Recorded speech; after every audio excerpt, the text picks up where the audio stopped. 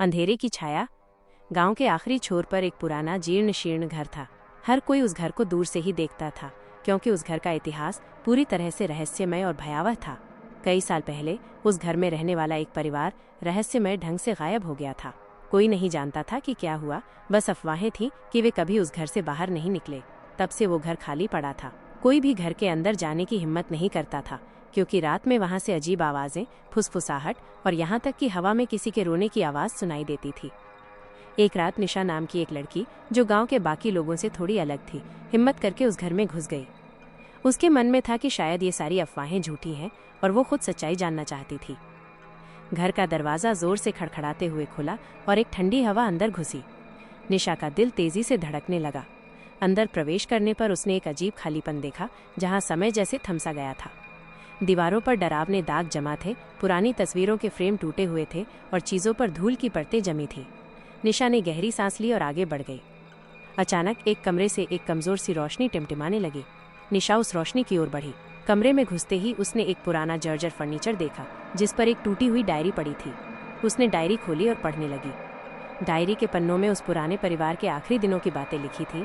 कैसे उन्होंने घर के अंदर एक के बाद एक अजीब घटनाएं महसूस की, कैसे रात के अंधेरे में एक छाया घूमती थी और फुसफुसाते हुए उनका नाम पुकारती थी। वे भागने के लिए मजबूर हो गए थे, लेकिन परिवार का एक सदस्य अचानक गायब हो गया। उसके बाद किसी ने उसे दोबारा नहीं देखा। डायरी पढ़ते पढ़ते निशा को लगा जैसे कोई उसके पीछे से उसे घूर रहा हो। उसने जल्दी से पीछे मुड़कर देखा, लेकिन वहां सिर्फ अंधेरा था। अचानक कमरे का दरवाजा जोर से बंद हो गया। निशा का शरीर कांपने लगा। हवा में फुसफुसाहट की आवाज आने लगी। तुम यहाँ क्यों आई? इस घर को छोड़कर मत जाना, वरना हम तुम्हें माफ नहीं करेंगे। निशा की आंखें फटी की फटी रह गई। उसने दरवाजा खोलने की कोशिश की, लेकिन दरवाजा जैसे जड़ हो गया था। तभी उसने देखा, कमरे के एक कोने में एक काली छाया धीरे धीरे उसकी ओर बढ़ रही थी। छाया के चेहरे पर एक अजीब डरावनी मुस्कान थी। इस घर को छोड़कर मत जाना, छाया ने फिर कहा। तुम हमारे साथ रहोगी, हमेशा के लिए। निशा चीखने की कोशिश करने लगी, लेकिन उसकी आवाज गले में अटक गई। वो जानती थी कि इस घर से बचकर निकलना अब संभव नहीं था। अगले दिन गांव के लोग आए और देखा कि घर का दरवाजा खुला था, लेकिन निशा का कोई निशान नहीं मिला। कोई नहीं समझ पाया कि वो कहाँ गई। लोगों ने कहा शायद वो उस छाया के साथ मिल गई। तब से जब भी रात होती, कुछ लोग उस घर के पास से गुजरते तो एक लड़की की फुसफुसाहट सुनते।